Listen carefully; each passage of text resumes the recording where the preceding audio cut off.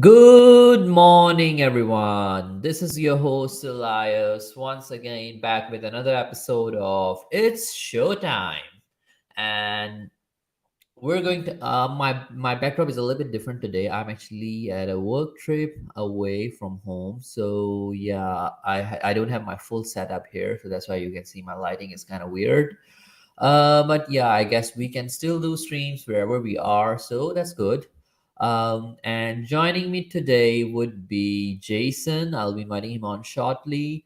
But big up to every single one of you in the chats, in the comments. Make sure you guys do hit the like and subscribe, and you all let us know your thoughts in the comments about the show, any feedback, or whatever you want to talk about. Post it in the chat. We'll discuss about it. Let us know what you want us to discuss. We will be discussing about that as well. And let me get Jason on. Hi, Jason. How you doing? Good, Elias, yourself? I'm doing good. Just a bit tired, as I just told you all. I'm actually at a work trip this week, so yeah, working on that. How have you been, man? Yeah, I've been good. Apart from the heart attack in the first half from the Tottenham game, I've been doing pretty good. You know, working a bit cold, bit rainy here in Australia at the moment, or in Sydney. So, but apart from that, everything's all good. Great to hear that, man. Yeah, it's pretty cold in here as well. I think it has been raining quite a while in KL also. So that's why I'm a bit feeling under the weather as well. But let's look at the comments as well. Sahar A is agree, last by Ashmar Channel Mila is subscribe for there. Big up to you, Sahar. So basically she's saying that yeah, she found my channel and they have not subscribed. Thanks. Make sure you guys go to Total Aussie Spurs as well and hit Jason a subscribe as well there. What's the point, FC? Big up to you, man. Good to see you here. Lee Heels is here. Big up, man. Well, why don't you join us one day? But I guess you Got got kids. kids, that's why. Yeah, I forgot about that. But big up to you, man. So, Jason, I guess you straight away went into the Man United game. Let us know what are your general thoughts about how we played the first half and then the second half. Let's start with the first half first. I don't think words can describe how off that feeling was for the first half. It kind of felt like Newcastle United dominated us in every part, and it's just individual errors once again that let us down. For me, I do feel like Porro and Romero should have shut down Sancho before he took his shot. However, his shot was perfectly placed because Forster is such a big goalkeeper that he bending it around him was hard enough as it is. And then the second goal, I've said it on my channel on our match review. Dyer, I don't know what Dyer was doing. He was on pace, if not a yard in front of Rashford when they both started that foot race. I'm not saying he's faster than Rashford, but he takes a stutter about 2 seconds before Rashford shoots, and I feel like that stutter was not needed, and that could have helped him get ahead and maybe block the shot for the second goal. And to be honest, it felt like Newcastle just without the 5 goals or the 4 goals in the first 20 minutes. So.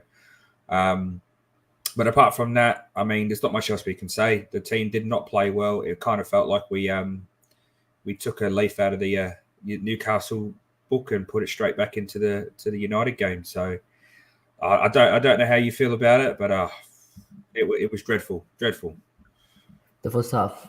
Yeah, I think the first half was great. There were just a couple of positives, like you brought up. I think Fraser Foster uh, has been playing well. In many ways, I feel he's doing better than Hugo. Like, do you guys agree with me in the comments? In my opinion, like his reach, his distribution, even now has improved lately. I guess that when he came on for Hugo, like the first game, he looked like awful. Like you could see the clumsiness when Hugo was injured. But lately, Fraser Foster looks like a better goalkeeper compared to Hugo. Like I think in summer, if I were to let go of a goalkeeper, that would be Hugo for me. If we want to get an upgrade, I would keep Foster for maybe another year. What do you think, Jason? I've been saying since Forster came in after about 2 or 3 games that he looks more confident when on the ball and off the ball. He dominates his box, his area a lot better. He's taller, so he's better for set pieces. And like you said, he's played better. He's been in better form. I questioned why Hugo when Hugo came back like the other week, I questioned why Forster wasn't starting, because Forster did nothing wrong. Maybe 1 or 2 games where he got beat by the near post because of how big he is. He's not as quick as Lloris. But 1 or 2 goals over a span of 10 games where he played well for 8 of them, I'm not going to, pull him down for that. So I agree. I think Forster should be our starting goalkeeper. I think Lloris has fallen off so far that he is now second. And I would agree as well. I think Lloris should go next season. If we don't sign a first-team goalkeeper next year, a young backup for Forster. I don't mind having Forster in the goal for a year.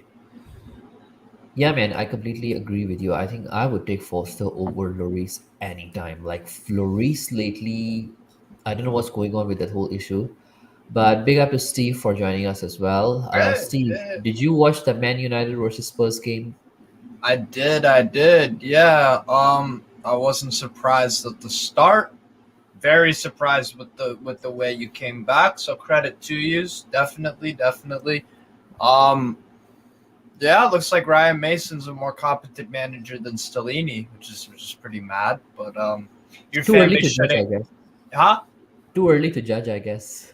Oh, but yeah, I was just saying based off that game, he is not the long-term solution. And if you do, Yep, I completely agree. look, you got a lot of issues with Spurs, a lot of issues on and off the pitch. If we're talking just about this one disaster in itself, which is Lloris and Forster, I don't think either of them are good enough for you. I think we'd all agree on that. But right here, right now, yeah, Forster is the guy, because Lloris would, he would be at a relegation club in Ligue 1, and I'm not joking. I watched the league day in, day out, and he would be a relegation goalkeeper easily. The way he plays is just so mistake prone. His head's gone. He just doesn't have it anymore. He makes a good save every once in a while, fair, but he's just not. He's not the guy, bro. He's really, really not. So You're talking about Lloris or Foster? huh? You're talking about Lloris or Foster? Lloris. Fraser Forster ain't nothing special. So No, he's not. He's really that not. special, But yeah, I agree you with know what? That's the thing, right? You don't have to be special to start over Lloris in this form. You don't. So yeah, by default, Forster gets it. And if Fraser Forster's embarrassing you, I don't know. Give it to an academy kid. I don't know. Like you guys are in a pickle. You guys are in a real pickle. Start Brendan Austin. Huh? Brendan Austin. Have you watched much of Brendan Austin, Jason, by the way? I do know that he's highly rated by the club. That's why Alfie Whiteman's been loaning out and he's staying in the club. His dad is actually half American. Okay. He's just converted over to English nationality, but his dad's moved over from America. I think his dad was a basketball player.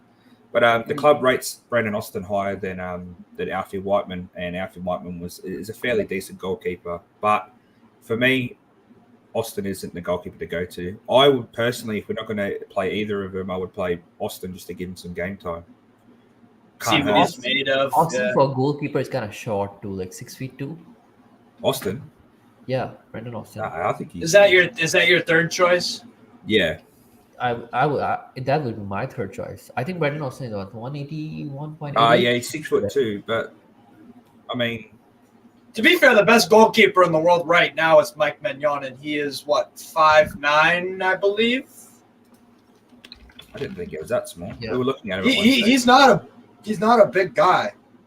Yeah, but Spurs lately has had traditions of having tall goalkeepers. You had Paul Robinson, then you had Gomez. Sorry, 6'3". My bad. Yeah, he's 6'3". Lloris is not that bad as well, and then Foster is quite tall. Joey Hart was not that bad. So I don't know whether I think in a way Levy likes those taller goalkeepers. But do you guys think that it really plays a part? I think it does. Like the reach for the goalkeeper, it does. But It just depends.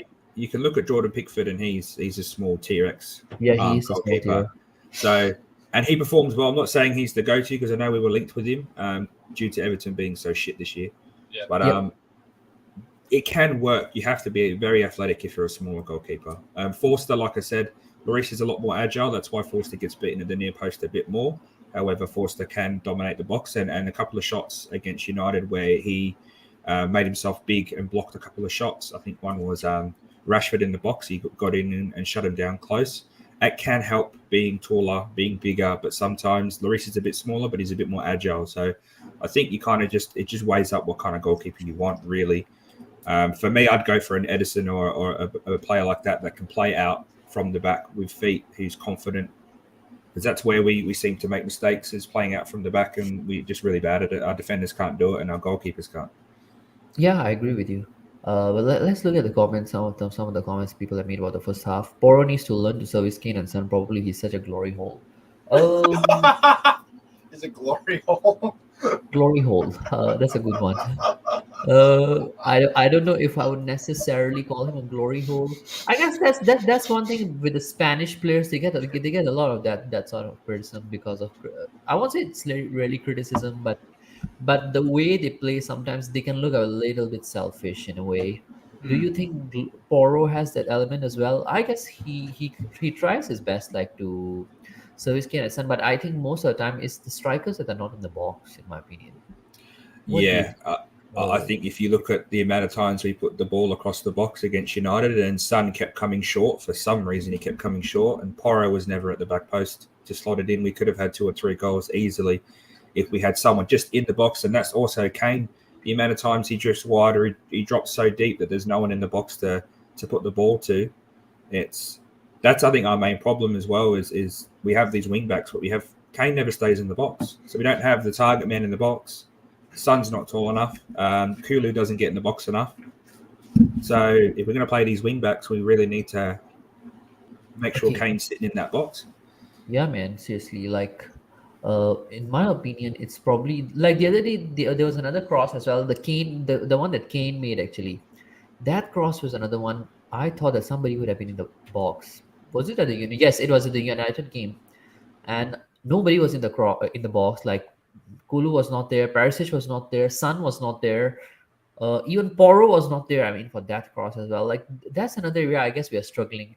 But one thing I noticed about Tottenham Hotspur is that when we try to grab an opportunity of the cross, we try not to go in too deep in the penalty area. That's like a weakness, I guess, that we have. What do you think, Steve? You're In terms muted. of what? In terms of the positioning of the crosses from the wing backs, and then Oh, the well, that's a strike. pretty easy one to answer because with the lack of creativity in your midfield, Harry Kane is pretty much playing as a midfielder. Yes, And he it's is. the same. And it's the same thing I noticed with England. With England, it doesn't make any sense at all because you've got some talent on there. Obviously, he does drop back a lot, and it's also because Southgate doesn't choose to play Madison. Whatever, I don't give a shit. But anyways, like for me, it's like it makes total sense why there's no one in the box, because if you put balls into your striker should be there. But he has to play midfield to get things going. That's the problem. So that for me is a simple explanation as to why when you get these balls into the box, no one's on the end of it. And it's also because Richarlison doesn't have a clue what he's doing. Yeah, he's always all about going in front. Like, I feel Richarlison is one player, like, he's desperate for goals at the moment. He tried his best in some of the. We had glimpses of him trying his best, I think, in that Man United game, and sometimes like, oh, Richarlison is playing really well. He was making a big difference, but I don't think I think he was. It was a bad, like, selfish play and lack of awareness in ways as well. Like, he was few times almost caught offside and all that. Like, it just didn't make sense to me. But I guess that why we are struggling in terms of creativity answers that question. Why we are not grabbing so much of the crosses as well. But now I think the next question, Steve, you will be a perfect guy to answer. We performed better, but we all thought at halftime it would be Newcastle all over. Fraser needs to stay in goal. What do you think was in the Newcastle game that was different, Steve? I guess for me, I was on Jason's watch along, and I said back four really killed us, man. When we shifted to back three, we looked much better. But when we were back four, Better in quotations. perfect. Yeah. Yeah, better. Newcastle backed off. That's what I would say. Yes, that is my answer to that precisely. We were good, but we were just managing the game. We were just managing the game, right? We let our foot off the gas because we were 5-0 up. That's what any team does. Unless you're Brighton. To be fair, I watched Brighton today. From minute 1 to 90, they could have had 12 against Wolves. They could have had 12. They just built different, right? It's crazy. But, for me, yeah, exactly. That was the only reason really why we were just like, okay, we're up 5-0. Like, we've got a midweek game. I guess we could just kind of chill out. We brought out Manquillo, for God's sake. I mean, and Lascelles. When you're doing that, that's just, it's full. It's all out. Like, we're fine. You know what I'm saying? So, yeah, absolutely. And it's like, for me, the back five or back four thing for you guys, I mean, you aren't successful with either one of them. It's just the back four makes it much more apparent. Yep, back four. But like, let me try to pull up something here. Like, how many goals have you got? Are you guys in the bottom 6 in terms of defensive records? I'm pretty sure yes, we are. You know what I'm saying? So like, you could put Eric Dyer in a certain back four, back three, unless he's surrounded by literal world-class players, world-class goalkeeper, a center back next to him, and like holding midfields like England does with Maguire that makes him look decent. You ain't getting nowhere. I'm sorry. And then with Romero, I like him. I rate the intensity and the passion and desire. Yes, we are in the bottom Argentine. 5 actually. We are in the bottom 5 of conceded goals. No, we've conceded 53, so we're sixth, just out past Southampton, Leicester, Nottingham, Leeds, and Bournemouth. So out of the bottom, 5 teams, we're right behind them in sixth for most conceded. It's absolute madness. And I was told that Conte is working with fucking rubbish. He's working with literal crap. Yeah, see, So I've got a different take on that though. No, I'm not saying I rate Conte because Conte has never worked out for Spurs. It never would have. He never would. That's my point. Is I wanted him to go not because he's a crap manager. It's because we aren't going to give him what he needs. And he wanted to go. He wanted to go. We all forget this. I don't necessarily feel he wanted to go. No, he don't. He checked out months ago. Are you kidding? Whoa, Elias, bro. Go watch those press conferences. Go look at the way he was talking. He was like asking to be sacked. And then the Southampton game came up and he was just like, you know what? Okay. I'm just spilling the beans. Maybe yes, he wanted to go to that point, but I think if overall, I think he always sort of like wanted to win a trophy with Spurs. That's why he was demanding for more. But in a way, like after the January window, yes, I do agree he kind of checked out. Absolutely. Like obviously he wants to win trophies because that's what separates like a Conte from an average bum manager like Potter or something. Because he wants to win trophies, but the problem is it's like if you go into a new job and you want to accomplish something and you're not doing whatever you want to accomplish at that place. Yeah, you walked in there with the desire, cool, but every day goes by and you're like, nope. Yeah, this ain't happening. You know what? Conte has had a really, really, really rough ass like personal time in his life. He had someone on his coaching staff pass away and some other stuff. The surgery thing. Huh? He's had 3 close friends pass away, plus the surgery. Oh, 3. Yeah, he had the coaching staff. That's gonna take a toll on anyone. And we've seen it before. I've seen it in Newcastle, bro. Florian Thauvin, he was homesick. Cabela, all 3 of them homesick. And then the Spanish midfielder went to Sociedad. I'm forgetting his name. Plays for Sociedad right now. Fuck me, what's his name? Yep, we can go into that. He was homesick though as well. So that's the thing. I think Conte was definitely homesick, and it's just imagine all that, right? Like he wanted to dip. He did want to dip, absolutely, and he wasn't going to sign that contract in the summer. He just wasn't like that. That's the thing. And and the problem is, Elias, if Levy was like, oh, well, I want you to stay so bad, I'll double your salary. Well, now you're keeping on someone that doesn't want to be there. That's not a good thing to do, because Yeah, in a way. when you're guaranteed money, whether you fail or you win, what's the point to give your best? You know why Newcastle, all of our players, it seems like, are playing magnificent? Because they are showing, I want to be here when Newcastle qualify for the Champions League. Don't sell me, Eddie. Don't sell me. Don't get a replacement for me. I can be that guy. So I'm going to give every single blood, sweat, and tear. I'm going to work my ass off. I'm going to listen to what you say. I'm going to improve, and I'm going to do all these things. It's called hunger. It's called hunger. Yeah, that's one thing that Spurs player lack massively. Yes, because it's a problem from the top. Top down, it's a mess. What's Like, the motivation to do? Levy What's the has motivation? Here's sorry to cut you off. This came to my mind. I want to spit it out real quick. Yep. Imagine the Titanic is sinking and you want to make the table look nice. You want to have the forks, and you want to do, you know what I'm saying? Yeah, Who would do that? Who would do that? You know what I'm saying? Oh, I want to finish up my Mona Lisa painting that could get me $1 billion. Bro, the Titanic's sinking. You shouldn't be working on that. What's the motivation? Oh, okay, fair enough. You're a sinking ship. Yep. Unfortunately, under Levy, and Harry Kane is the guy on that ship that is the only one that has a clue. Same with Son, probably, you could say also. He's the only one that has a clue, and he's the only competent professional you really have at your club outside of a few guys, really. Like, that's the problem, man. That's the problem, is that you're a sinking ship, in all honesty, just like we were with Mike Ashley, but just to a lesser kind of extent. You could end up where we were at. I wouldn't be surprised, because there's a lot of similarities, and that's why I sympathize with you Spurs fans a lot, bro, because I've seen it.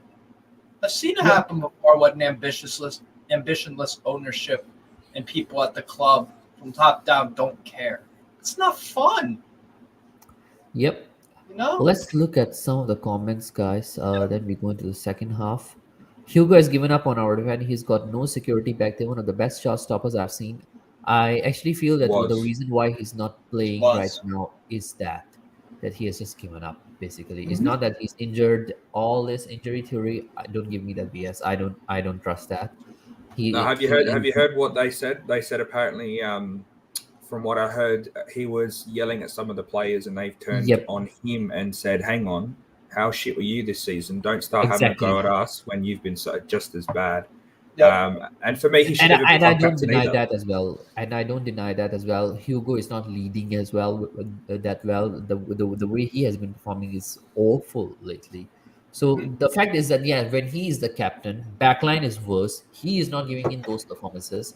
How can he actually tell others, like, okay, do better, because you are making some really unforced errors, in my opinion. Well, can I just point out one error, and it's because it's a Newcastle game. What happened in the first game when Lloris came out and scuffed it, and then Wilson scores? Like, he used to be able to. He should have put his foot through it, but he didn't. And then Wilson scores an easy open goal. Now, that Hugo 4 years ago would have skied that, sweeper keepered it, and then be done with it. Wouldn't be talking about it. I just think he's fallen off his perch, and that's it. It's time. He's 37. He's ending towards the end of his career. He wanted to go last season, so we should have let him go. No, what's the point of I don't think Hugo has it in him anymore. I don't. No, he is on. Any more time. I want, like, just Hugo with a better defense. He'll be better. Any goalkeeper will be better with a better defense. Yeah. I mean, maybe the narrative is that he does that in France. Maybe. What do you think, Steve? No, he was poor in the World Cup. He was poor at the World Cup. I don't think he was that great at the World Cup. So France's defense has got, Varane, Saliba, Pavard, all these good Theo players. Hernandez, Lucas Hernandez. Yeah, they've got all these good players, and he was Pavard at right center back, and then they have guys that didn't even make the team that could be starters. Like, it's the depth that France have in every single position most of the time, besides right back, I think.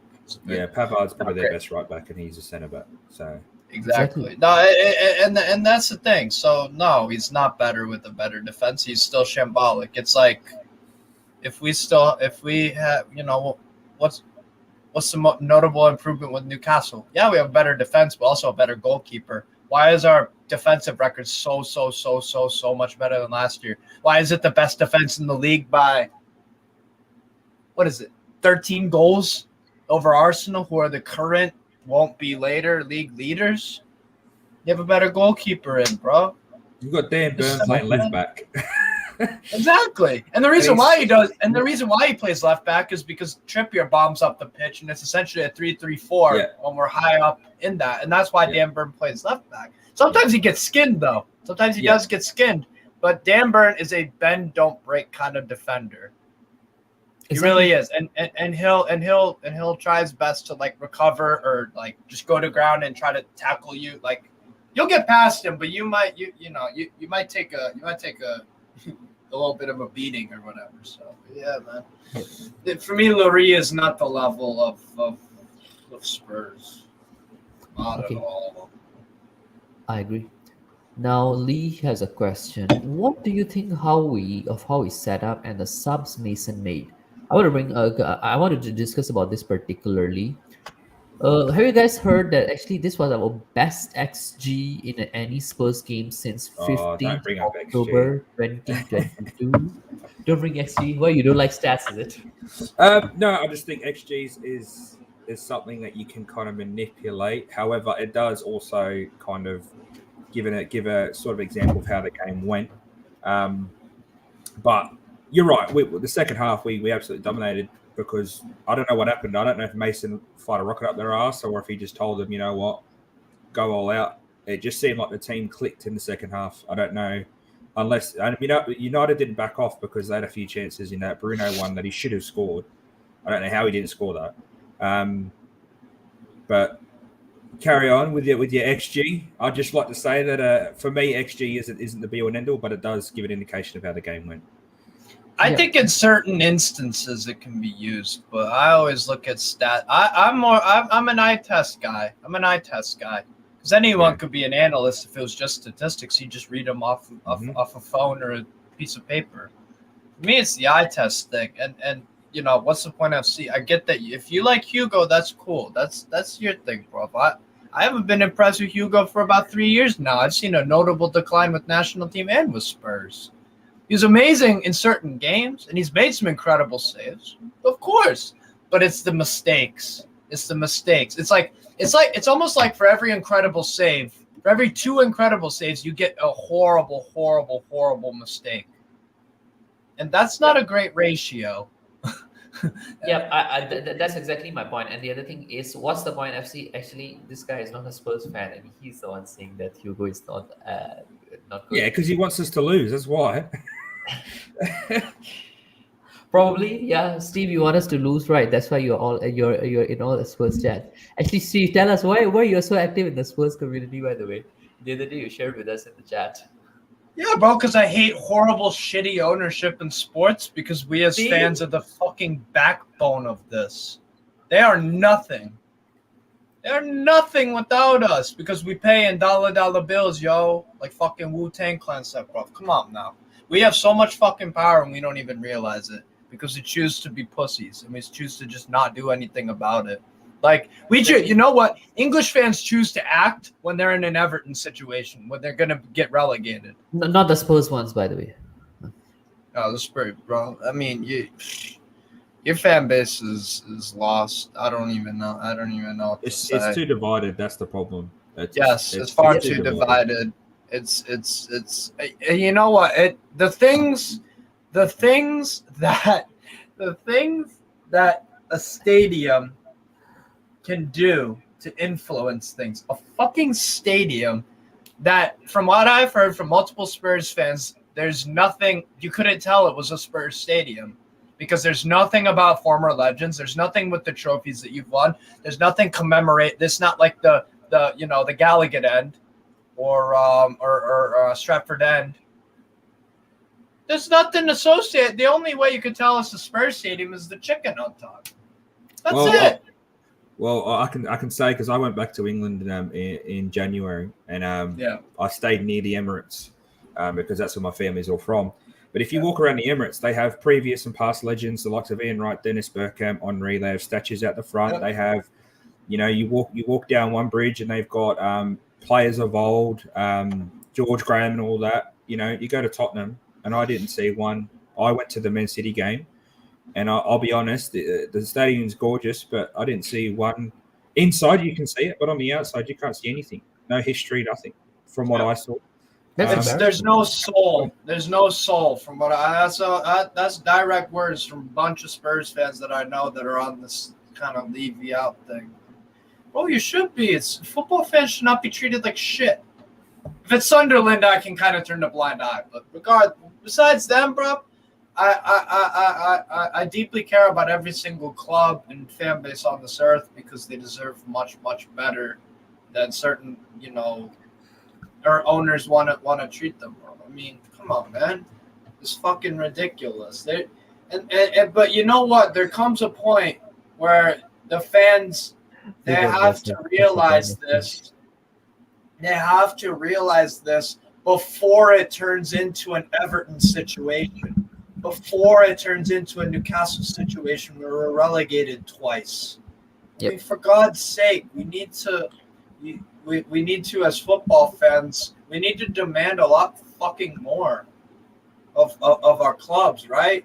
I have it at my club, at least. Now I got to go around hopping from channel to channel to channel to channel to channel with different English fans about their owners, and I have to fucking set them straight. Because I've been there, done that, bro. I've been there and done that with shit owners.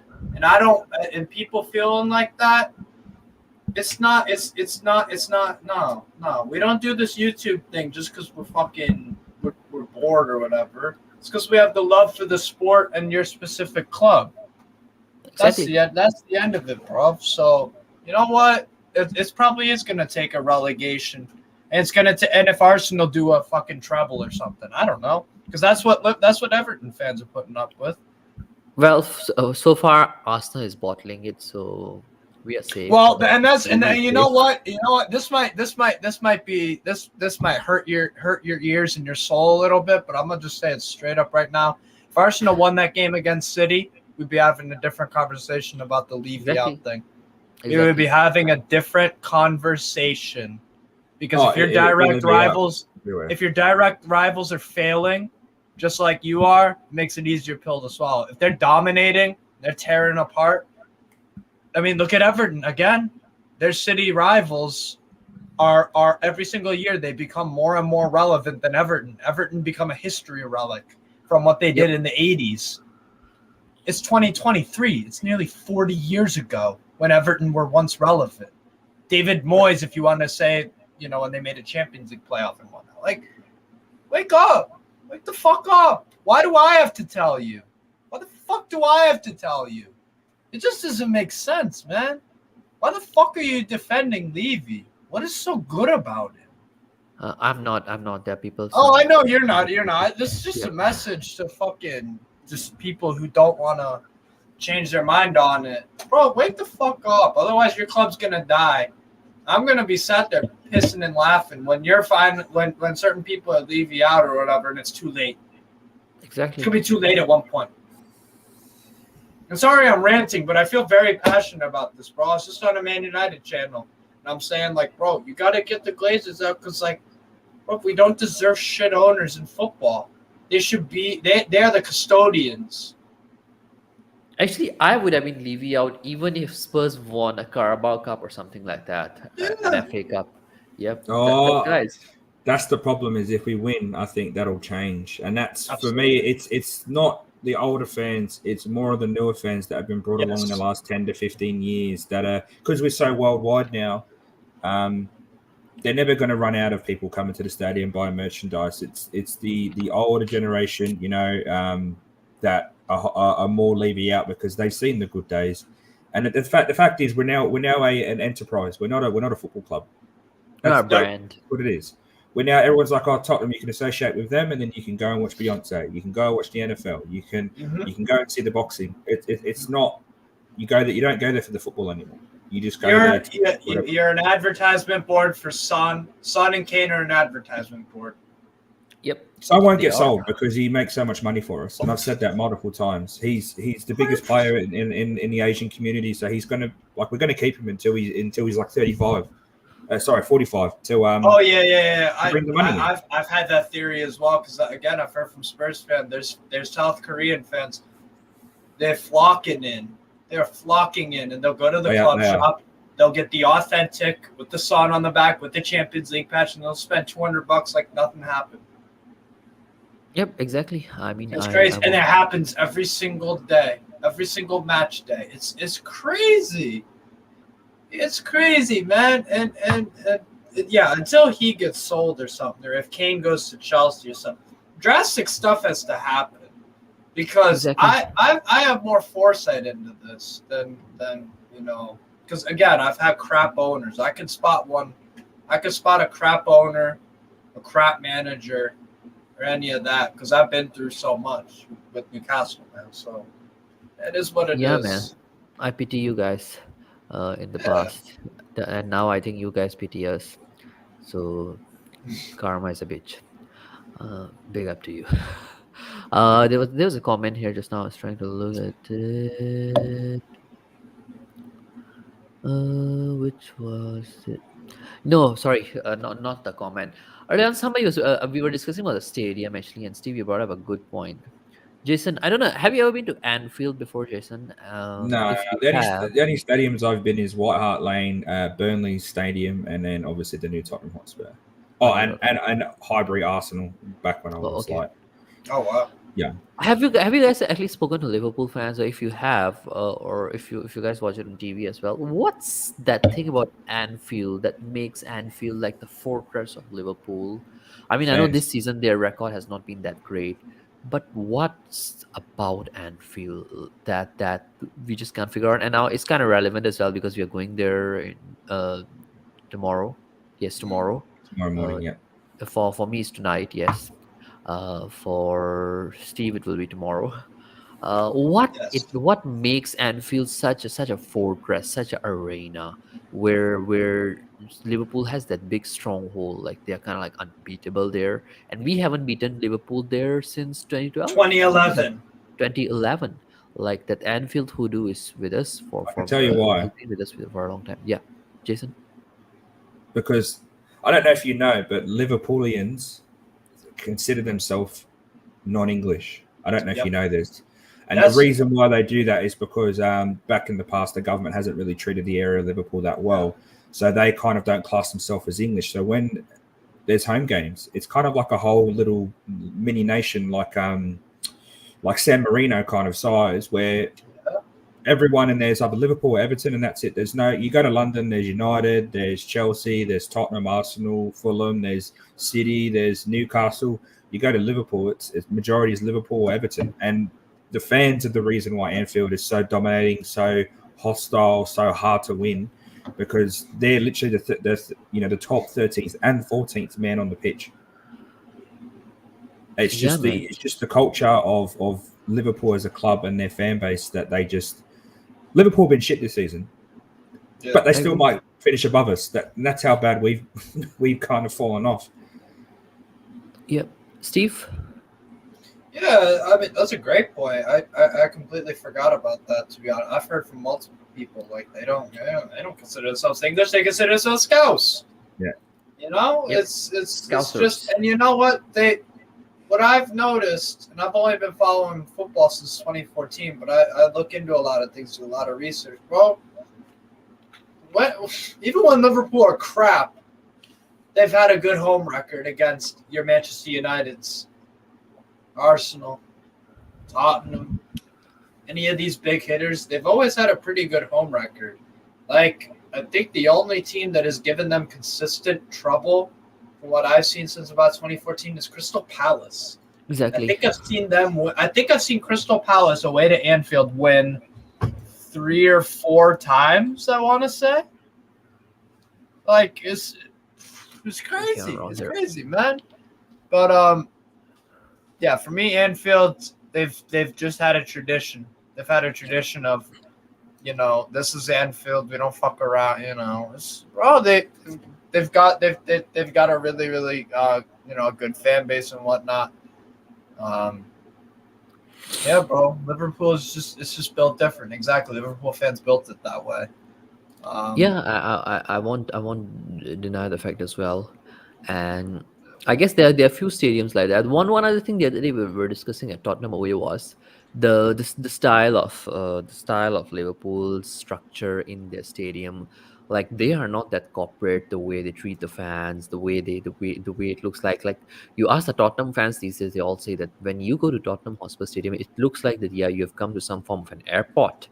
Whereas I guess I was discussing this with another fan the other day, like a kid wants to bring on a flag he just bought from a street. Just because he didn't buy it from a Spurs shop, he was not allowed to bring that flag inside the Right. stadium. Like that's not good for a fan base culture.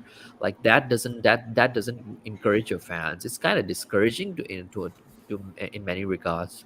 Like I was told that Liverpool doesn't have that culture. Like they are all about their glory, their prestige, and I mean for us it has just been, I don't know, man. Seriously, what Levy is turning this whole stadium into? Perhaps, probably in 1 or 2 more years, we can host Olympics totally in this whole stadium. Uh, Yeah. I wouldn't be No, bro, it's surprised. because he sees it as a money operator. He sees it as an ATM. That's about as simplistic as you can put it. He sees it as an ATM. What's the point of decorating an ATM with fucking, Christmas lights or whatever? No, it's an ATM, bro. It's just cash. There's no soul to it, to your stadium and whatnot. I mean, like, yeah, bro. And again, this is Tottenham Hotspur we're talking about. You guys were once a huge club with a very, very good history, particularly in cup competitions, UEFA Cups, FA Cups, League Cups. Like you guys have had wonderful footballers and stuff. And it just, a lot of your older fans, especially, they don't Very recognize it sentimental. anymore. Very sentimental. I think our older fans are very sentimental, in my opinion. Yeah, exactly. But, well, that's because they've had years and years and years, like decades, not just years, decades of, you know, following the club, and they notice when this thing changes or that. So, yeah, of Yep. course they're sentimental. Of course. I guess what do you mean by that? Like give me an example or something, or what do you mean by that? I guess. Well, one thing about Tottenham fans is that in my opinion, I think the older fans they have a place. Like some of them, this is guy Arthur actually. I don't know if you guys have seen him on Spurs TV. Oh, he fucking Very, very cried, right? sorry. Wasn't that the old man that was talking about this? The club is like a fucking sham, and he's literally almost like on the verge of tears. Yeah, he was like he has won us win the double in the league. That back then he's pretty old In the actually. Like I think '50s. Yeah, yeah, he watched us in the 50s, and yeah. then he was sharing with us the other day like this club is really shit. But then there's another side of fans, older fans, who talk about like, oh, how Bill Nicholson brought glory to this club and all that. And sometimes the stance that I get from them is that, oh, we have watched the club almost getting relegated and Levy is doing such a good job and all that. I'm like, that's your standards, guys. Somebody was saying that, oh, I went to bed. It was Dermot, I think, who said that. I went to bed crying, I went to bed crying because I thought that the next day I'll woke up, we may not have the club. But Levy is doing such a good job. That club is in a stable position. I'm like, that's your standard. I mean, every place does go through that. I do get that. Yes, there were times that those fans did went through that were bad, but it doesn't mean that yes, you lower your standards just because you're finishing in top 4, you're staying in top 10, and Yeah. then that just becomes your standard. Like Jason, what do you think about that? Being a Spurs fan. See, you make a lot of good points, and I know there's a lot of fans, older fans, that have seen us in worse spots. You know, we got relegated from the top division because Arsenal had the money to stay up. It's there's plenty of clubs in the league, and as What's the Point just pointed out, there's plenty of clubs that have history that are just as good, if not better, than Tottenham. And I think our fans have been spoilt the last couple of years to an extent with the way Poch was playing. Champions League run, final run, which I feel like if we actually turned up, we could have beaten Liverpool because they were shocking that night. But we were just worse. But the club for some people is, you know, is their break from reality. It's their, you know, their sort of their home away from home. Especially for me, like the game tomorrow morning is at 1:30 in the morning. I've got a big day tomorrow at work, but I'll be up doing a watch along tomorrow at 1:30, and I'll stay up and then go to work. It's for some fans it's different. It's just different. You know, I want to stay in bed and not watch the game because I feel like we're going to get absolutely embarrassed at Anfield, but I'm going to get up because I love the club and it's in my DNA. And some of these older fans, they love this club so much that they will cry. And some of them are fearful that because Levy has turned us from 17th, 16th position team when he first came in to a team that fights for, you know, top 6. That's good enough for them. Now, for me, I understand that, but I want us to be the best. That's for me. I've played sport. I don't know if you guys have played sport, but I played sport, and for me, I'm a sore loser. If I lose, I hate my life. I'm just, you know, devastated. So when I see All the of team us that do, I I love guess. lose, I feel the same way. Like I've lost myself. Like I've got no. And you know what? Like I'll say it right in Australia because I live in Australia, but I'm English. I know how hostile it is for rival fans in England, right? But there's barely any Tottenham fans here. Well, there never used to be. When I first moved over, it was Arsenal, United, Chelsea, Liverpool, or it was only them 4. City wasn't even really doing well then. So for years, I had to deal with that shit and see them all win stuff and watch us get bantered. And Newcastle are on the way to winning stuff now, and they've dealt with it. They were a massive club with Alan. Like last time they were massive was probably Alan Shearer. Yeah, they've been up and down for years. Their fans now are actually getting what they deserve because they've stuck by the club, and the thing is, that's the difference. Stuck by the club, not the owner, the club itself. They know what the history is. They know what their values are, and as a fan base, they said, you know what, we don't care if you've got money. We want to see us win. You need to go because all you care about is using us to help with your JD Sports and all that sort of stuff. Sports Direct, yeah. And that's where I'm like, we need to push Levy out. However, I know a lot of fans won't do that because they don't want to go back to where we were in the 90s. Yeah, that's why fans are the problem, right? I know some people don't like that, but fans are the problem. Bro, the truth fucking hurts, don't it, Elias? The truth fucking hurts, don't it? It does. Like, I mean, some of us have been saying that yes, fans are the problem. I mean, myself, Will, Stel, and some of the guys actually on their. I think it's the way it comes across, though. That's my point. Is the way it's said. It's yeah, so I think a lot of them misunderstand it, in my opinion. Yeah, but like what I'm saying is like because I watch Stel, I watch Will, I watch yourself, right? That's what I said in my last video. The Levy out, sort of. I'm supportive of it, but we've got to stop being so aggressive to other fans. That either don't agree or have a different opinion. Now, I do understand there's some delusional guys that are just Levy in for no reason. I don't know how you can be Levy in, but I think Somehow it's just more about the way. Somehow they deny they are leaving, but whatever they say, it sounds like it's leaving. Like, oh, you must give him credit for this, you must give him credit for that. That's the one. I'm gonna call this shit straight up the fucking bat. And I'm on the autism spectrum, so I feel like I can really talk on this. I know at Spurs that they have a sensory room, right? Don't they have a sensory room at the stadium? I think that gets a lot of people on the Levian thing. And to me, it's like things like that. Yeah. Who gives a shit?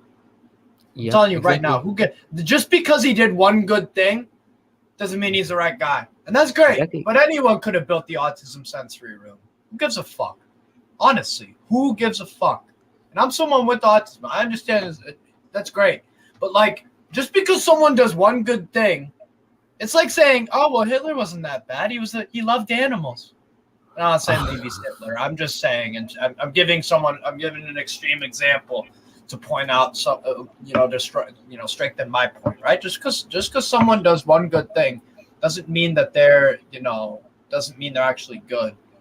Especially not Levy, bro. Just because he built a sensory room doesn't mean he should be owner of Tottenham Hotspur. Sorry. And also, one thing I would say about the whole fans of the problem, maybe the only thing I can think of is that you should say you're fans of the problem, but you can also be the solution if you choose to be. Exactly. I think that's a good tagline. I think that's a good tagline. You are the problem, but guess what? You can also be part of the solution. You can be the solution if you choose to do so. Exactly. That's one part as well. Like I was saying, I sometimes talk about this whole thing as well.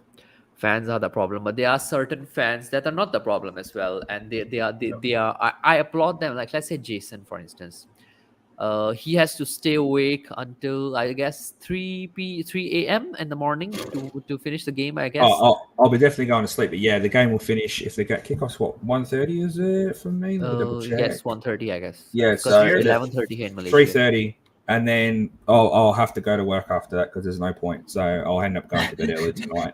Probably I'll suggest sleep like early in the evening, something like that. No, I'll just have So a nap. wait, is it 9:55 p.m. in Australia right now? No, AM. AM. Fuck, Yes, it's you're right. Yep. 8 Yep, a.m. 8 9:55 a.m. here in Malaysia, by the way. But let me just greet some people in the chat. Yeah. Carl Simpson, big up, bro. Nice profile picture, by the way, Carl. Yeah, I got to say, I love your profile picture. Yeah, Remember, thanks, mate. purple and gold until the club is sold. Yep. What's the point, FC? I know all of Levy's tricks. He's a con man, has your ambitions to push for the Cups and titles in the future. Yeah. Exactly. Anyone could Big- see it. Big up to Ahmed Hussain. He is Big a up, fellow Ahmed. Pakistani. He's from Thailand, actually. I think that Jason also know him. He's a Liverpool fan. Good luck for show and not so much for Liverpool match versus Liverpool. Big up, bro. Will you guys put same lineup as of against United? People in the chat, smash the like button. Thanks for saying that. What do you guys think? I think we will pretty much put the same lineup, but maybe we might see Ben Davis coming back into the squad. I think he had a pretty okay latter part of the second half, so I think Ben Davis might return. But what do you think, Jason?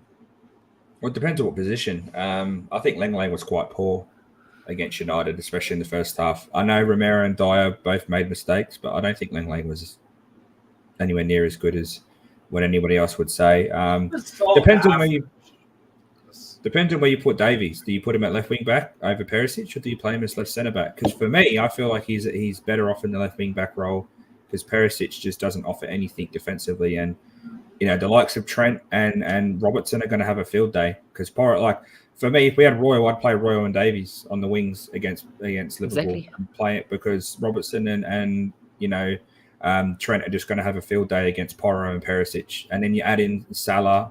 Sorry, I can't remember their players. Jota, you add all their players in. Salah, Nunez, Jota, you got Gapco, you got Diaz. Is Diaz fit? Yeah, he came on as a sub last game. Like you got those players, they're going to have a field day with our wing backs. Exactly. Like we're going to have to play counter-attacking. So for me, like I know we started Richarlison, but if Kulu looks better, but Kulu hasn't been great lately, I would honestly start Danjuma on the right and Son on the left, and then just tell them to sit up top. Kane sits in the midfield and just feeds them beyond Van Dijk and Matip. That's how I would play because Robertson and Trent are going to be so far up the pitch because they're just going to run riot against Perisic and Porro. It's going to be a tough game to watch. Yeah. Exactly. I think it's going to be a pretty tough game to watch. Yep. And that's without Thiago and that in the midfield that are going to absolutely decimate our two in midfield. So I guess you brought up their kind of a good point there as well about Ben Davis starting as a left wing back player rather than a left center back. Because in my opinion, when you want to control Salah, you try to control him earlier on in the pitch. Like, don't let him anywhere near the penalty box because that's where he can either assist or he can either hurt you very badly. For me, I think it will be left wing back where I would actually start Ben Davis. I won't start him as a left center back. I would rather have Langley as a left center back as well because Langley, even though his space is not that great, he still offers you something defensively. So still Ben Davis and Langley will be there. I wouldn't want to trust Perisic taking care of Salah there. Like in a way, whenever we sorry, he wouldn't take care of Salah. He'd get absolutely. He'd be made stupid. Perisic should not. He should only play when we're there to we're playing against a lesser team that we can dominate possession. Exactly. He shouldn't be playing against Liverpool. Yeah, exactly. I wouldn't play Perisic actually if the choice was with me, because in my opinion, Ben Davis has to be in the starting lineup in the coming game. The other thing is actually who do you start, Kulu or Richarlison? Neither. Who would you start then? Yuma? Yep. Yeah, why not? Richarlison, bro, you know what my theory is? If Kane does leave in the summer, you spent 60 M's on a guy. Is that the Kane replacement? Because I'm starting to think it is. Why the fuck would you spend 60 M's Is on the a biggest back- flop of the Premier League, I think, in this season. Probably. Fucking hell. He just except that game against Olympique de Marseille, this was shit. But do we Yeah. play him in his position though? He's a striker. For me, it's a waste. It was a waste of 60 mil. He doesn't play on the wing, and plus we played him on the left and Son on the right, which is why I think Mason got it wrong there. Son's always been a left-sided, and when Kulu was injured, we played Richarlison on the right, and he played okay. So I feel like he was out of position, but he's a striker. He's not a winger, and that's why he's always offside. Because he doesn't. But Jason, don't you think that the last game that we played, Kane was kind of deep. Son was playing on towards the right side, I would say, and then it was Richarlison who was playing kind of like in a central role in the United game when he was on. Yeah, but he kept running down in between Wan-Bissaka and who's their other centre back? It's not Lindelof. But that's what he always does. Yeah, it was in Lindelof. Brazil as well. I just feel like he's not. He shouldn't start. Richarlison hasn't played well, and when he has been given a chance, he hasn't scored in the Premier League. Danjuma scored 2 goals or 3 goals, and he's played like 60 minutes. And the thing that Richarlison does, Richarlison runs, but at the end of the day, the amount of times he's offside, like we used to bag Ozil about his eyes being offside all the time. I mean, I didn't want to bring it up, but what I'm saying is like we used to bag out Ozil about that, but then like as Carl Simpson just said about it, was it Carl Simpson about the pigeon? No, what's the point? He literally is like he's too busy doing his pigeon. What's and the point? He's always offside. He was offside 4 or 5 times, and it's not that hard. And the thing is, like I was saying, he was offside when he was either outside Wan-Bissaka on the wing or in between Wan-Bissaka and Lindelof, which is like right side of the pitch. He could look across the line, and he was always offside. He was always offside. Yeah, and we can't have a striker like Kane. Isn't the one that get beyond the line, but you look at players like like Sancho, like Rashford. Rashford's kept himself onside against Dyer, and then gets the ball, runs past Dyer, and then scores a great goal. I just don't think Richarlison's it. I think Richarlison needs to be benched, and I think Danjuma needs to be given a chance. And Danjuma's a winger. He's not a striker, exactly. So that's his natural position. I don't see in any way, shape, or form if you don't play Kulu, you have to play Danjuma. We've been calling for it for weeks. Mm-hmm. Exactly. On second thoughts, at least Pigeon would find his way to the goal. Oh, true. He'd at least shit in the net. He'd at least get something in the net. The pigeon shit. He'd at least get that right. Yeah, bro. Yep. No, Richarlison, look, like at Everton, he did keep them up last year. Let's be real. He's a huge part about why they stayed up. He scored some crucial goals at the right time. But with all due respect, look at the level of Everton and look at the supposed level of Spurs. Like, it's not good enough. And I honestly think he is your Harry Kane replacement. I mean, you'll try to go for someone else, maybe if he leaves. But I would rather sell Richarlison if there's a bid from like a club from like PSG or Real Madrid or something, because apparently some of them are still interested in him. Like they have that delusion that somehow he's gonna perform there. And I would actually try and sign someone like Vlahovic maybe, or to a certain extent that guy. I'm sorry, no. Vlahovic ain't gonna work, and it's not a Vlahovic problem. Where's the service? Sorry, it's Where not. Is that? Yeah, no, exactly. What I'm saying is that I think Vlahovic is a better replacement for Kane if you were to talk about a proper replacement for Kane. Because he's the kind of guy, I think he's a proper striker in my opinion, and I think he's doing bad at UA because UA is kind of shit this season. No, Juventus is complete shit, bro. Allegri has no idea how to coach an attack. Absolutely no idea. They've got one goal from open play in 14 games. One goal. Yeah, exactly. He does not know how to coach an attack. Vlahovic, in my opinion, is the kind of guy like if he comes to Premier League, he and Give him Haaland will be the service. Can you give him he and service? Haaland will be the best, the two next big names in the strike history. Like when he was playing Isak for over Fiorentina. Isak Sorry. over Isak? Because I Yes, think over Isak Isak. has. I think over Isak. I think Isak has more tools in his toolbox than Vlahovic does. Yeah, but the guy is young, man. Isak is slightly older, if I'm not mistaken. Isak No, is. no. Isak is 23, which I Yeah, believe. Isak's 23. Vlahovic is, I think, 21 or 22. I actually I'm going to say it, and I think if we do sell Kane, you can get 2 players for Kane, and it will fix our team pretty much. And what's the points? Just pointed it out, Tony. If you sell Kane for 100, 150 mil, like they're saying, you get Ivan Toney and Madison. There's your goal scorer, because book Ivan as well. Toney's third in the Prem. I think he's got like 20 goals this season for Brentford. That's Brentford. And Something like Madison. To be fair, Mbuemo and him have are very good. That's a very good partnership. I think Very, Ivan very Toney's the best striker outside, English striker outside Kane at the moment. I think if there's no Kane, I'd go for Toney. And I do agree, Isak will be. They named him the next Zlatan when he was like 19, 18. He's played for Real Sociedad. He's played for some shit teams. He's now in a good Newcastle side. Yeah. So and even as Carl said, Watkins is playing well, and they're Aston Villa are really good at the moment. Unai Emery, I'm glad Arsenal sacked him, because they would have won something underneath him. I'm saying that Unai Emery is a really good manager. Oh, 100%. But you know what? Their little fan base is too busy fetishizing Arteta because he's a half good looking bloke. So and that's their fairy tale they get to live. I don't give a shit. By the way, guys, do you guys think Watkins would fit? Yeah. It depends who your manager is, though. That's the other thing. It depends who your manager is.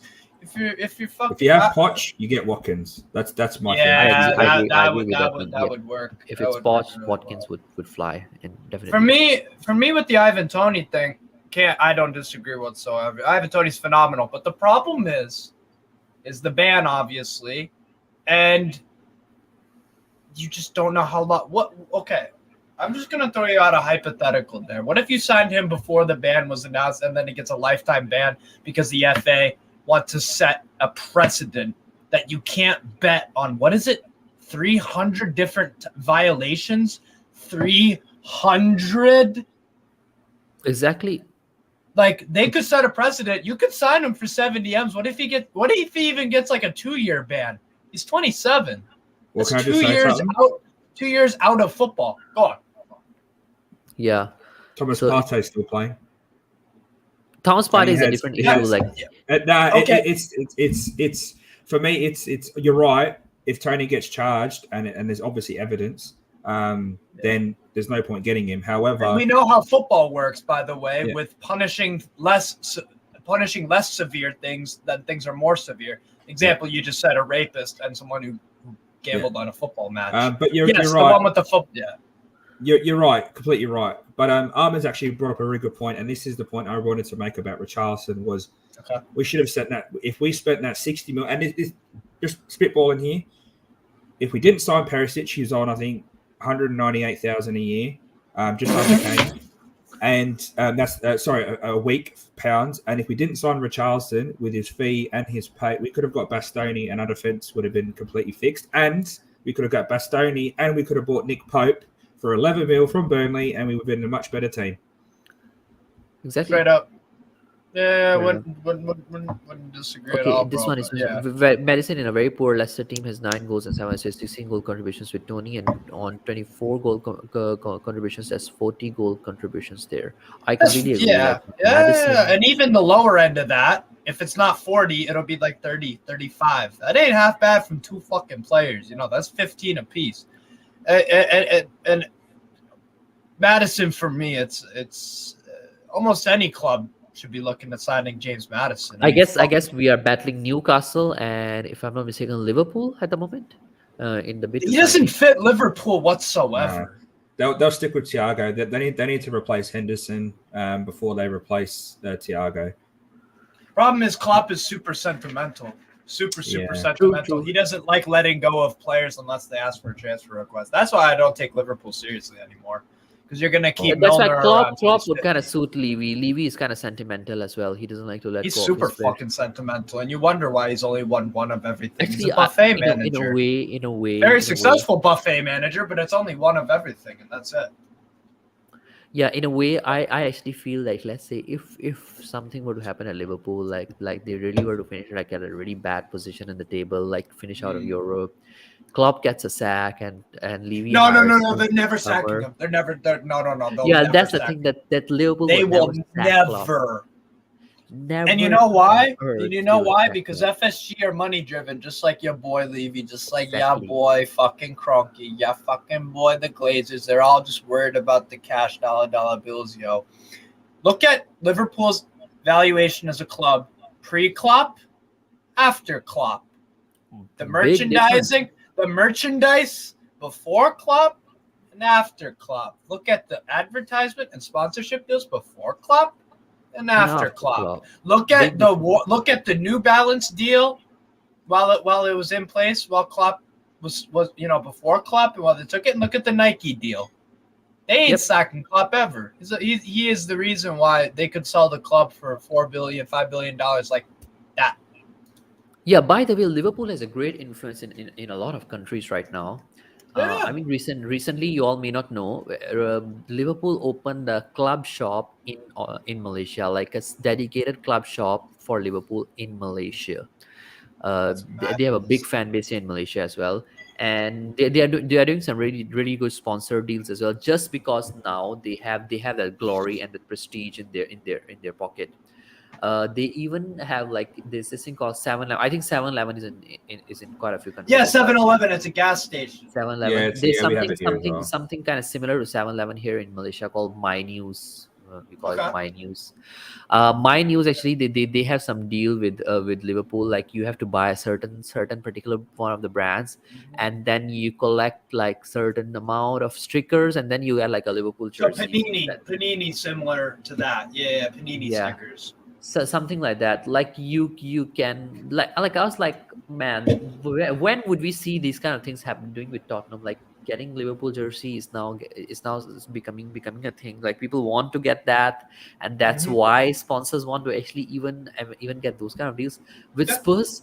With Spurs, even like now in Malaysia, the extent is that even if you go to a Nike shop or those places that have sponsored us, we don't find a Spurs shirt even in a Nike shop, That's crazy, bro. That's crazy. Bad.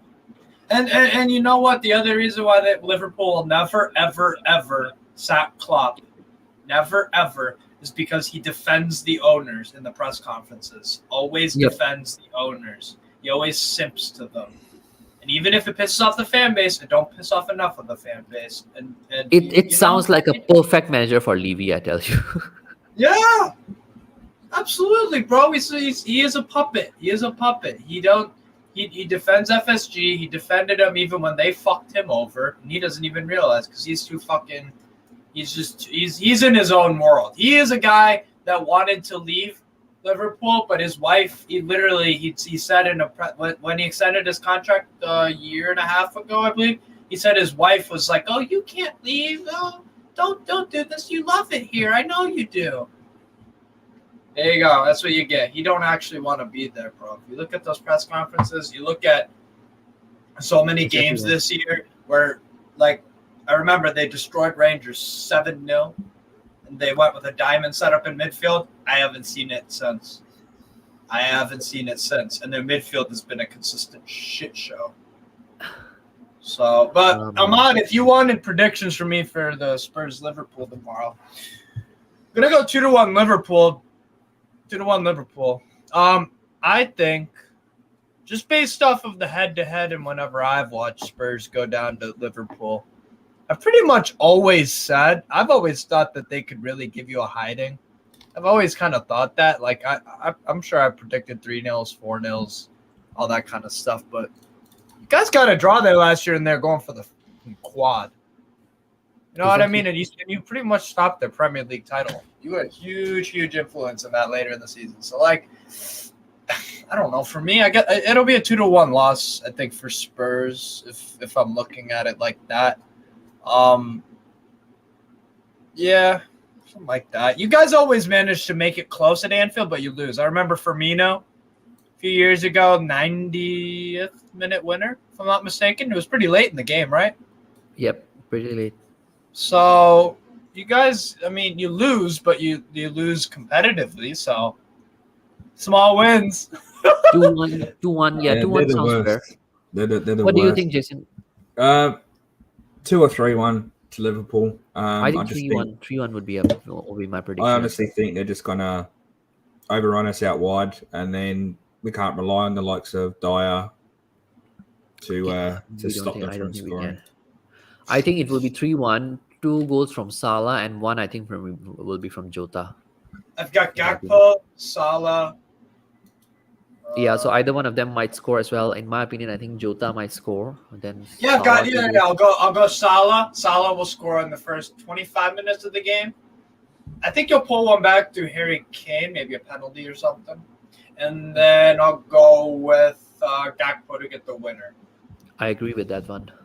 One other thing before we wrap up the show, guys. Yeah. The Spurs managerial talks that are going on now. I think lately this particular by the way, Hussein, big up to you. I might be getting in touch with you shortly, bro, for the post match show. Big up. We'll get in Shut touch up, with bro. you guys. Regarding this one, the managerial discussions lately, we have been hearing, I think, this whole week, like Nagelsmann and this whole deal is going on. And then, firstly, we hear that Nagelsmann has particular demands. He wants a certain transfer budget. He has also said that Levy won't interfere with the transfers. But lately, I don't know why. Yesterday, I think the last word on Spurs, or somebody they put up that we are now going for Vincent Kompany. Guys, where do you stand on this? And then on the other hand, you have Ryan Mason from his press conferences. He looks like he really beat himself up. He is expecting that he would be the next big thing at Tottenham, and there's just that side of fan base now who has gone on saying Mason is the solution to our problems. He's the Messiah. Yeah, he's the Messiah. He is Eddie Howe 2.0. He's Brian Clough 2.0. He's fucking Glenn Hoddle as a manager 2.0.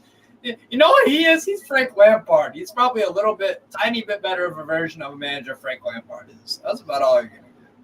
Yeah, I guess why I brought up that SG thing as well is like people are bringing up that argument like, oh, he's playing attractive football just because his XG is the best in October 2022 he's a solution to all your problem, guys. Like, come on. And I've been hearing that on some channels at the moment, guys. Mason in is the new trend, by the way. Certain people are going on.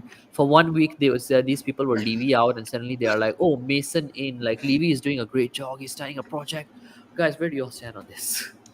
Well, since I'm in the hot spot, I'll go. Yeah. I'll start from the top. So with Nagelsmann, I'm glad that's what he's demanding. I'm glad he doesn't want Levy to be involved. He wants money and he wants full control. If not, he should be willing to work with Scott Munn on the footballing side of things, and really just Levy can't touch the football side. He's got no idea. He doesn't know what a good player is. Doesn't know what a good deal is. All he cares about is money. That's what the next manager should be demanding in his contract. And if he walks away, then we all know Levy hasn't changed. There was rumors after the game against Newcastle that Levy had kind of had enough of being shit and went, okay, we need to start looking at the football side. That's what I'm hearing. I'm not saying it's true, but if Nagelsmann's demanding that, then that's what every manager needs to do now. Is if they're coming in, even Mason, right? I'll get onto Mason in a little bit, but if Nagelsmann's demanding that, and that's the manager that Tottenham want, they need to give it to him. If he walks away, then we know that Tottenham aren't serious about a proper manager being at this club. That's probably why Poch how many times would we know that we are not serious? Like, seriously, what would it take?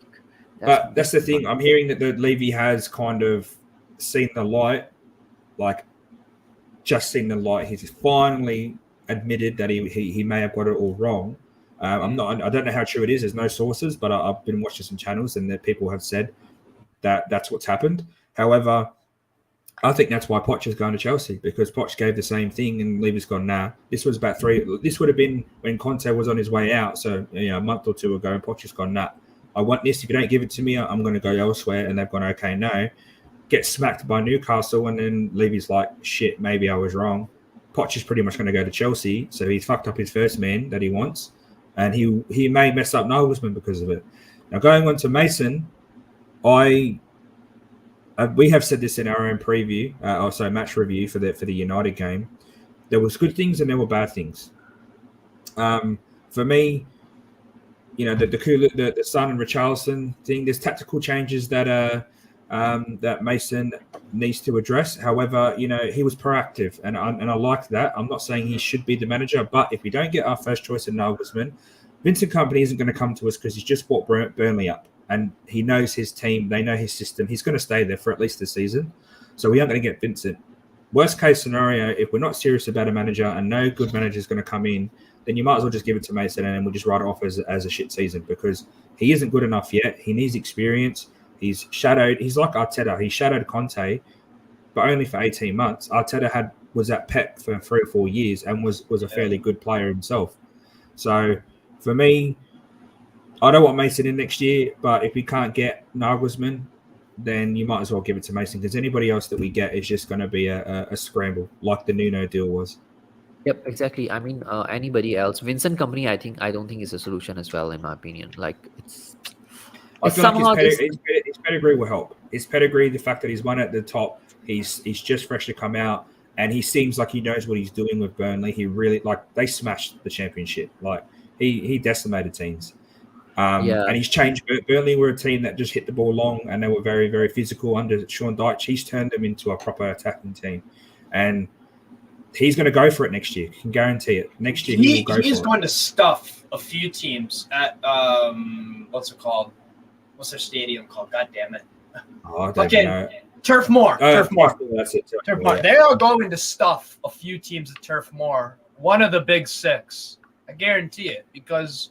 Yeah, that guy. I've caught a few Burnley games. They have it on ESPN Plus sometimes in the Championship games, and they play. Oh yeah, Steve. I'm here. Sorry. Just hold on. Leo. I'm traveling actually, so I don't carry it everywhere. Yeah, sorry about that. It's at home. It's a precious one. I've framed it. Anyways,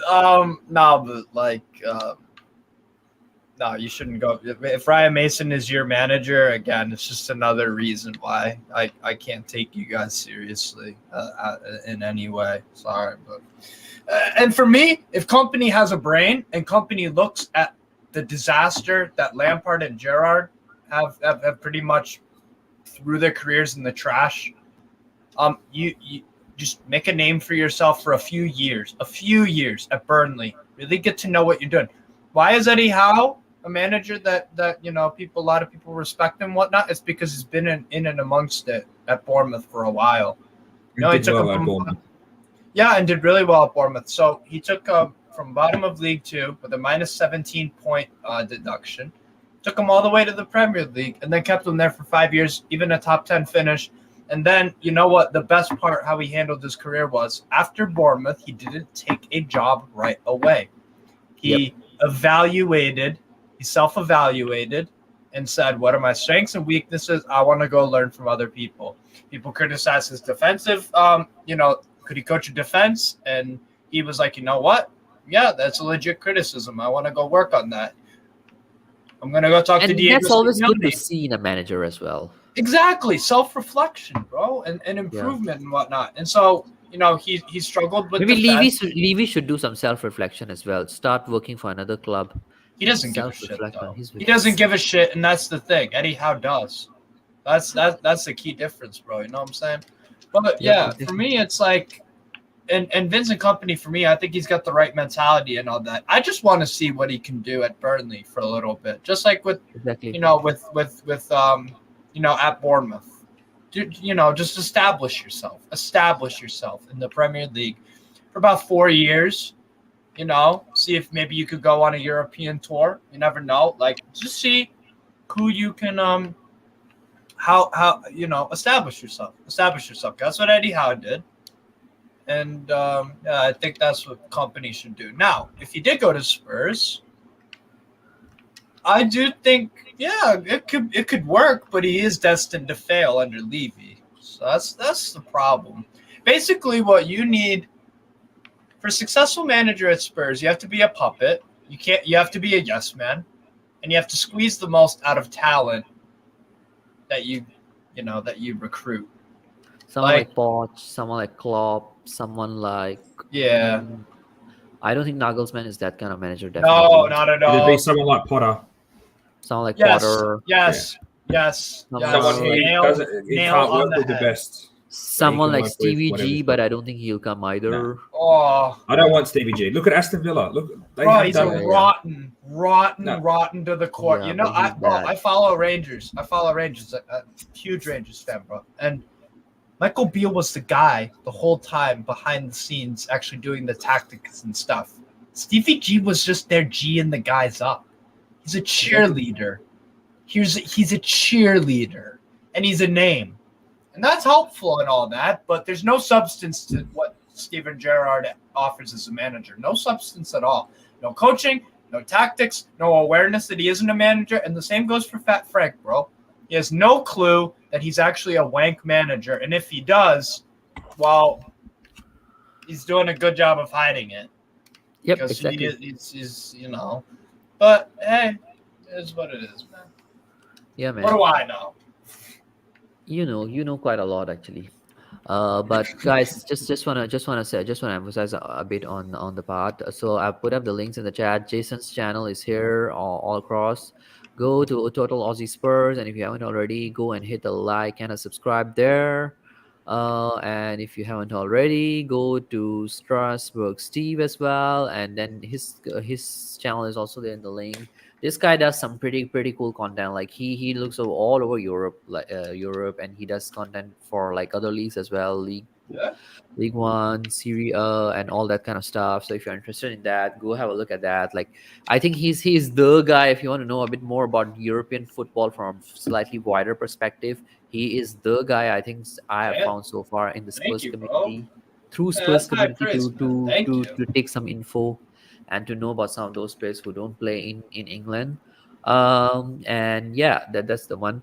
But I want to share Appreciate some. that. Thank you, bro. Very high praise. Very high, no, I'm humble. No, I always Bro. appreciate Thank the you, guys thank who can actually watch few leagues. Like I can hardly catch up on Premier League myself, man. Like just the busyness of the world. But I wanted to add on a little bit on that Vincent Company and the Nagelsmann one. Yep. Absolutely agree. Like if Nagelsmann were to come in, I think he should get a contract clause within it with an agreed transfer budget, and also the amount of say that he has in in the transfers that we do, because otherwise it's not going to work out. I think I don't know. Conte was kind of like verbally given that sort of assurances, but the verbal assurance doesn't work. I think it has to be written and agreed within the terms. Like he's the one that does make the transfer decisions and all that nonsense. If not, then I think it really won't work out. But definitely we need to he needs to be firm about that. Vincent Company, I won't mind it, but still, my preference will be Nagelsmann. But whether Nagelsmann come or not, I'll still be Levy out. Yeah. Levy As you out, should. unless this is another scenario. If Levy were to say that, okay, I am taking a full step back. I'm no longer the chairman of football or anything to do with football.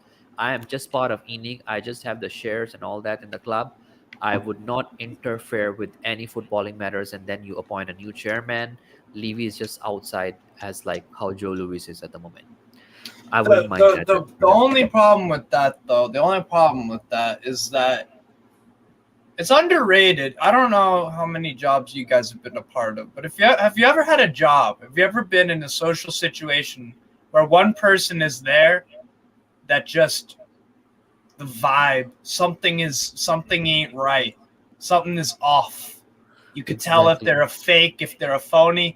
Well, even if Levy takes a step back, it's a phony. But he's still, bro. It's because people have auras. No, the thing is that he has some shares in the club as well. Like he Yes. has some. That's the For problem. me, I that look he at didn't bro, disappear yeah. totally. For me, bro, his presence at Spurs, it's almost like fucking voodoo. Honestly. Exactly. It's you know what I'm saying? That would be like saying, oh, you know what, if Mike Ashley just took a step back, or Lee Charnley, our former Spurs, if he just took a step back, it'd be all right. No. You clean house, and you clean house every single fucking chance you get. Yeah, But it needs to Jason? be. Yeah, no, I agree. We need to like. I think Levy's always going to have some form of influence, exactly. unless he has a contract that's written out where he cannot, like he has to give a certain amount, and that's it. He can't question where it gets spent. But he's never going to do that. He's always going to want to have. He's an egomaniac, a narcissist. But He for me, thinks- it's how much money do you really need in life? Like for me, like I'm not well off, but I'm comfortable. And for me, it's like I don't understand what this insane love of having so much money. Like we're like the thing is they've set themselves up now where if they didn't spend any more money on any businesses or anything like that, they're billionaires for the rest of their lives. So for me, it's they've done what they need to do now. They need to either they need to sell the club to someone who's going to promote the football side, and then they work on all the business side of things in the back. So not even sell the club as a whole, but sell. Go, all right, you guys, we're going to sell you the share in the football team. We're going to have the business, but you guys have the football team, and we're just going to. Because the thing is, I don't know if you know, but ENIC actually own the Tottenham Stadium. The club doesn't.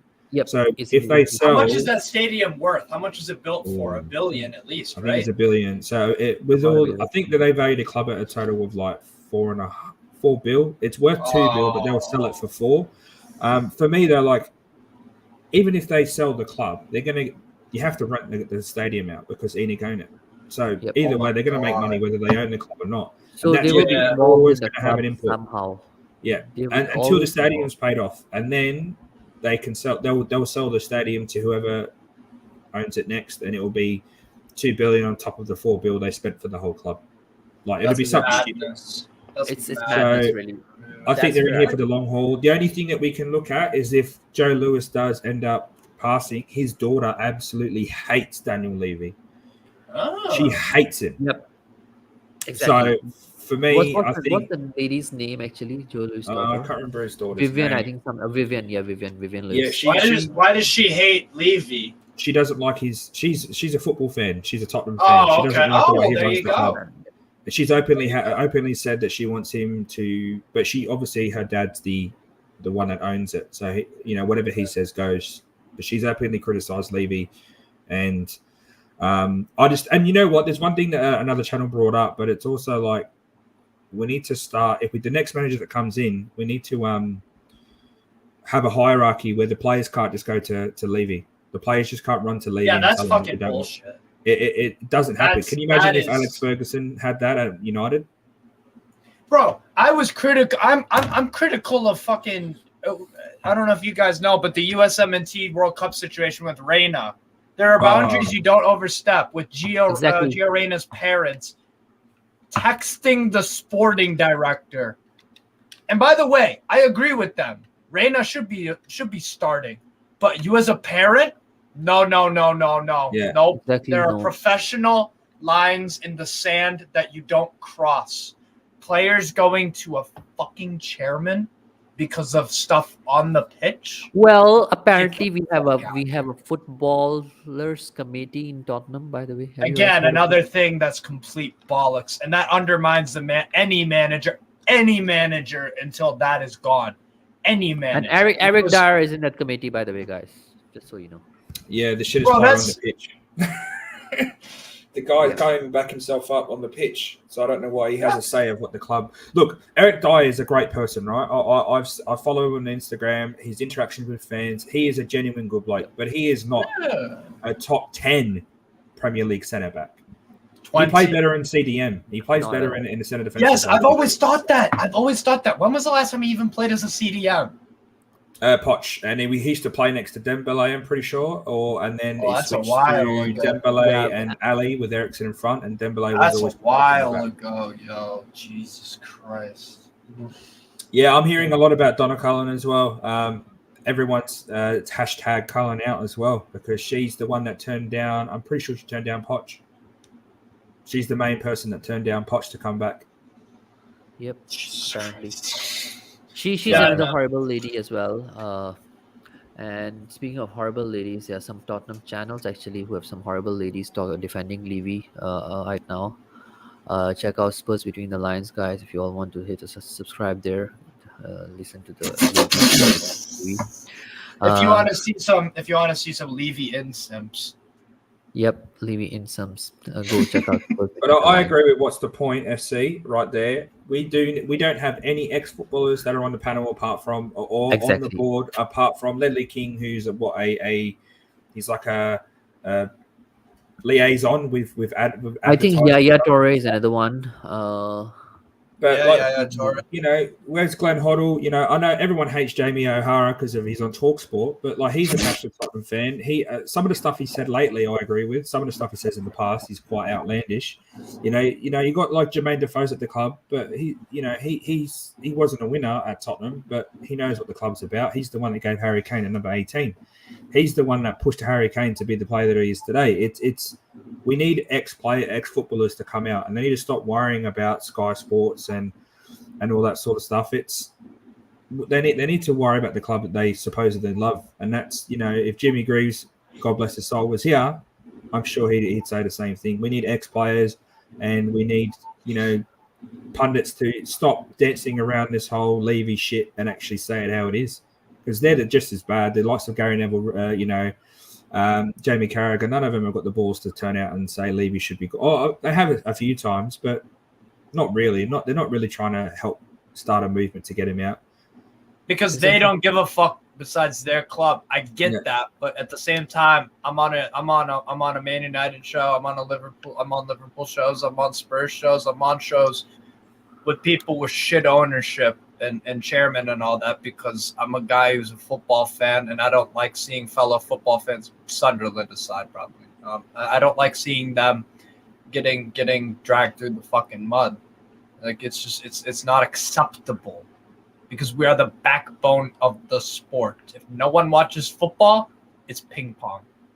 It's essentially ping pong, because there's not the money, there's not the TV deals, there's not the brand endorsement, because no one gives a shit if no one watches it and whatnot. Like, it's no coincidence it's the world's game.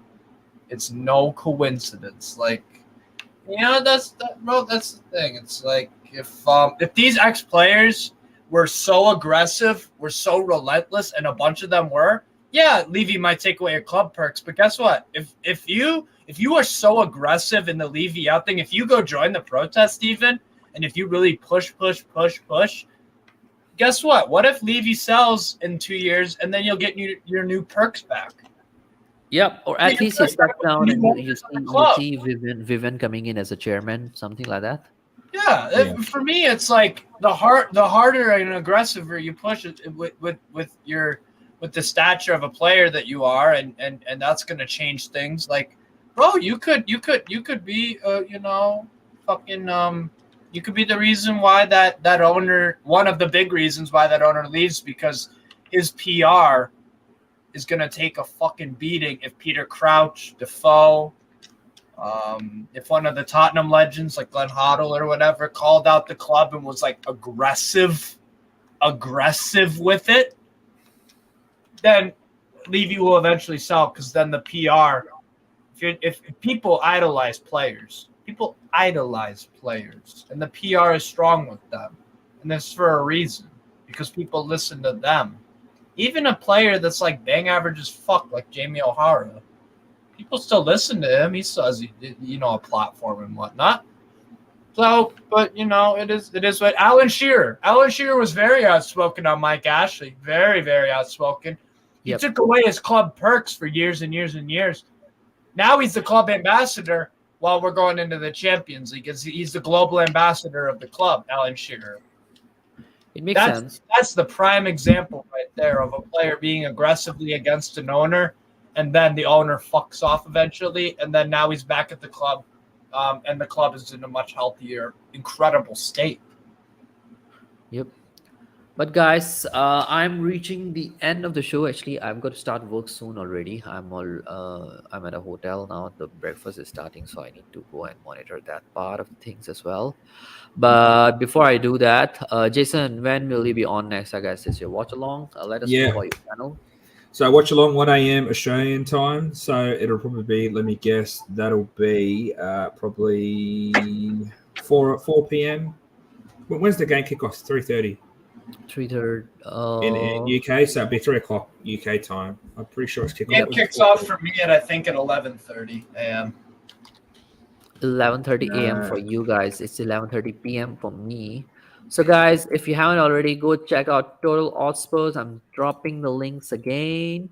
And yeah, check that good stuff out on the watch alongs. The watch alongs, they are quite fun, by the way, guys. I did a watch along last week. I might. Jason, do you need a person tonight? No, I think I've got a full Yep.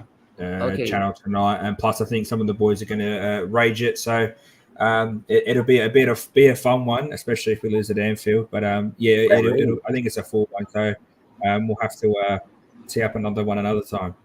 Yeah, man. Steve, when are you on next? Well, I might do a watch along for some game tomorrow. I might just sit back and enjoy the Newcastle Southampton game because I think we could score a few goals in that game. But having said that, Southampton did give Arsenal a pretty good game in my opinion. So maybe I'm proceeding with a bit of caution, but I'm still pretty comfortable with that. So I don't know what game, if I've got anything tomorrow. I will be dropping a video on my channel soon talking about Toulouse FC in Ligue 1. First ever major trophy. They had the Coupe de France final today. They absolutely picked apart and destroyed FC Nantes. In the opening half hour, they were 4-0 up in a cup final. So I'll be talking about them and kind of digging real deep as to why they are off to the Europa League and the recruitment and what Redbird has done there. So that's the next thing I got going on, definitely. So, but yeah, thank you for having me. If you guys can, go to Strasbourg Steve as well and hit a subscribe there. I think he is slightly above 200 now already, and I think Jason is on the way to 200. He's on 85. I just subbed you, Jason, bro. Just subbed you. Thank you, and I'm about to sub to yours as well. Yep. So check these guys out and check their watch-alongs, their videos, and all that. And regarding me, I think I'm going live tomorrow again for a Liverpool post-match show with Ahmad from Twins Daily Ball. He's a Liverpool fan, and I think his brother is a United fan. So either one of them will be joining me tomorrow for the preview. In fact, if I can get both and just summarize both the United game and the Liverpool game, would be great. Let me see. Yeah. And the other thing is, I'll be dropping a video this week talking about this guy called Alan Dixon. Who is he? And I'll be doing a background check on him this week and I'll be stalking him and discussing why does he have a big say in some of the matters of the football, and does he really deserve that and all that shit. So wait for that. I think that video will be out sometimes in the middle of the week. And yes, we'll be back next week with Showtime again. As always, it will be the usual time, guys. 8 p.m. Eastern, not 7 a.m. 7 a.m. this week was just an exception because I had some work to do, so I had to do it a bit early. And next week we'll be back to the regular time for the Showtime, which would be 8 p.m. Eastern, 10 a.m. Australian, Jason, if I'm not mistaken. Yeah, I think so. 10 a.m. Australian, and I guess it will be 1 a.m. UK time. So until then, bye for now. And as always, come on, you Spurs, Levy out, and purple and gold until the club is sold. Fuck shitty owners of football unless you're Sunderland. Tottenham till I die, boys.